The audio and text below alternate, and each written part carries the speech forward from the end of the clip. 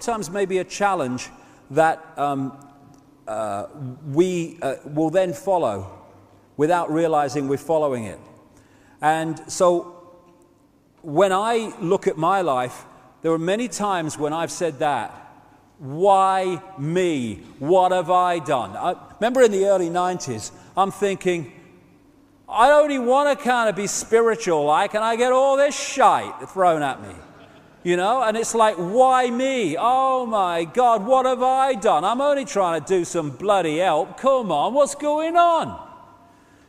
And then I look back and I see those nightmare experiences as my greatest gift. My greatest gift. We are often offered our greatest gifts magnificently disguised as our worst nightmares. Because we are what we are at this point, not despite what has happened to us, nice and not so nice and all in between, but because of what has happened to us. That's what's brought us to this state. And there was a time in my life, like everyone else's life, when I was, shall we say, aware of how people saw me. You know, as you do when you're a teenager and then you grow up, you're even older, you're always thinking, you know, how people see me, and you're on the telly, and, you know, I hope people like me and all that stuff. And you are, in other words, you are looking for external approval, because that helps your insecurity. When I went through the extraordinary levels of ridicule that I went through in this country, in the 1990s particularly, it was a nightmare. I couldn't go down any place in Britain without being laughed at, ridiculed, all that stuff. And yet, what it did was clear me completely, or as much as I'm aware of that need for approval, of that, here we go, fear of what other people think of me. That's what it did.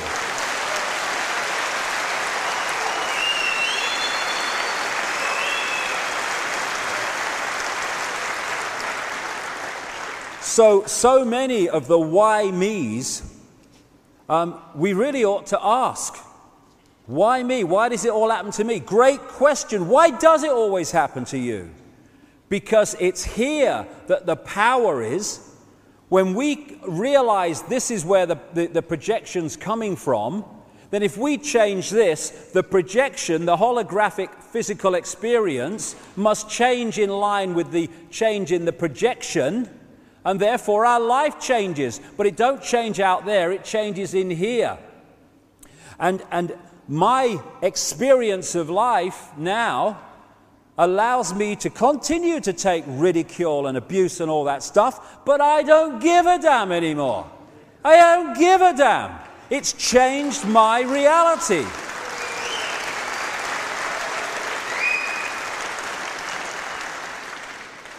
There's a lot to be spoken for about worst nightmares, because so often they are our greatest gifts. Not always, but so often.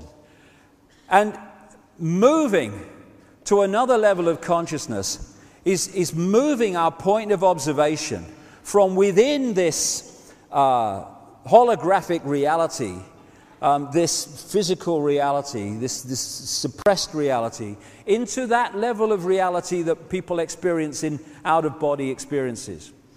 From that perspective, this world looks totally different. If we can move our point of observation of this reality while we're still in it, then everything changes. Because the level of consciousness changes, and therefore the problems we wish to change and the things we don't like in this reality can change, because the level of consciousness is higher than those that created the problems. So it's moving our point of observation to another level, and then everything changes here. It can't otherwise.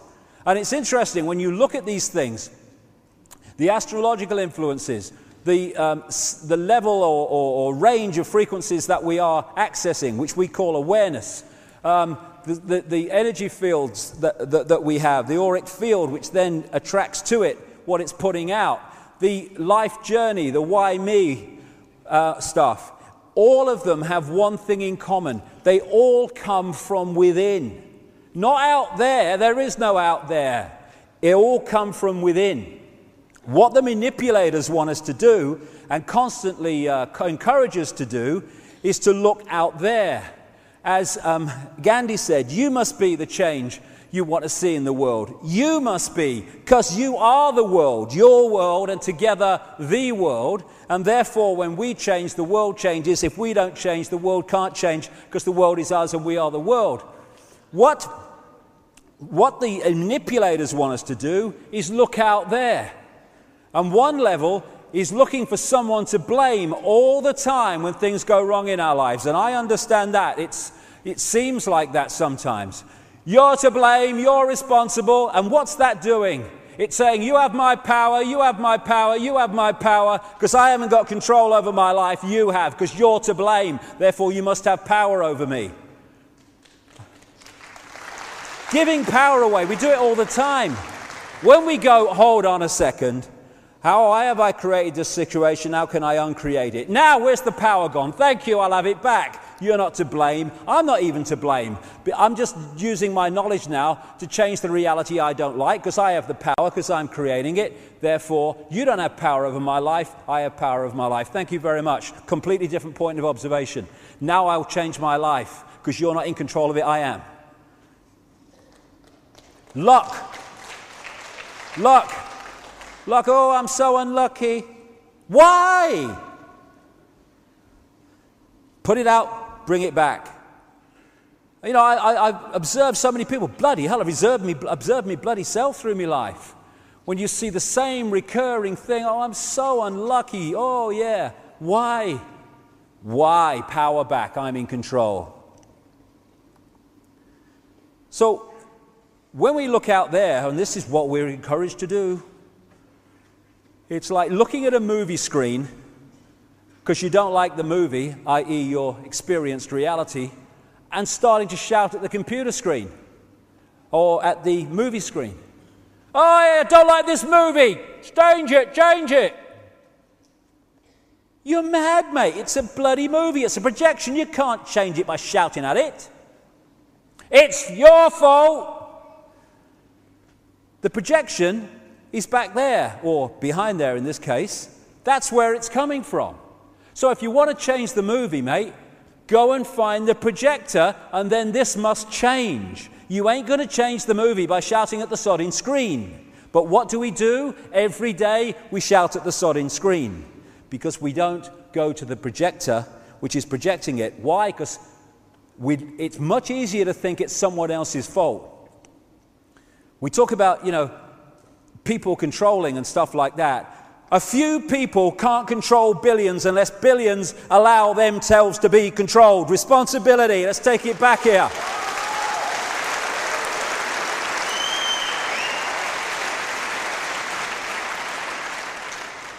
We're holograms, projections. The whole world's a projection. It's us that is projecting it. It's a situation I call combing the mirror. If you want to comb your hair, you don't comb the mirror, because it don't affect your bloody hair, because it's a reflection. If you want to change your hair, you comb your hair, and the mirror then reflects it. This physical reality is a mirror, and we're combing the mirror all the time. And then we say, my hair's not changing, I'm combing that mirror. This experienced physical reality is merely a reflection of that. We have the power. We just need to take it back from this level of division, apartness, can'tness, to isness, I amness. I am all that is, ever has been, and ever will be-ness. What a transformation that will make of this reality. And a part of this on a holographic level or energetic level is moving into the right brain. Not moving out of the left brain and boarding over the doors. We need that to function in this reality. But having this serve the higher reality instead of being the governor, dictating reality. And to do that, we need to start being at peace with this terrible crime of being different. If you don't want to be different, or you're not happy with expressing yourself as a unique expression of all that is, a unique point of observation within the infinite mind, then stay out of the right brain. And don't even think about transformation, because that part of us that wants not to express that uniqueness lives in there. That doesn't want uniqueness, it wants structure, conformity, rules. I like rules, I do, I love them. This wants to express uniqueness. This is me, I am free. I am a different expression of all that is. So are you, pleased to meet you. What do we say? Who are you? Oh, I'm a coal miner. Oh, I'm a journalist. Oh, I'm a 70-year-old person from Essex. No, that's what you're experiencing. Wouldn't it be great? Hello, nice to meet you. Who are you? I'm all that is, having an experience. Oh, so am I. Nice to meet you. Nice to meet you. How you doing? All right.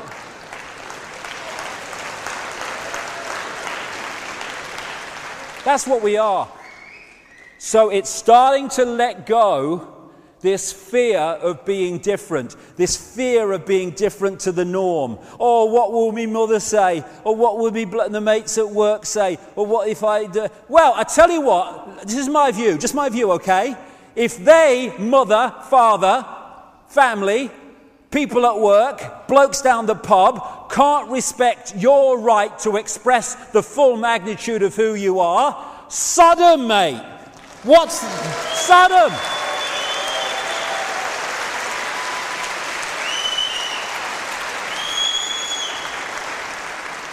Bloody hell. My friends, they try to make me conform. They're ever so good. Oh, really? And all this is blood's thicker than water. No! No!